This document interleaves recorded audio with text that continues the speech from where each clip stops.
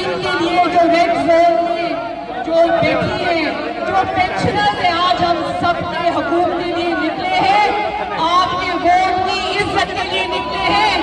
मैं पाकिस्तान की और खुसूसन गुजरांवाला की आवाम से ये अपील करती हूँ कि मेरे बुजुर्ग, मेरे भाई, मेरी बहनें, मेरी माएं आए और इस काफले में शामिल हो। और आज मैं मीडिया के थ्रू मैं कानून नाफिज करने वाले इदारों को, पुलिस को, इंतजामिया को, मैं सबको ये अपील करती हूँ कि आवाम के रास्ते में मत आना। ये सिर्फ आवाम की जंग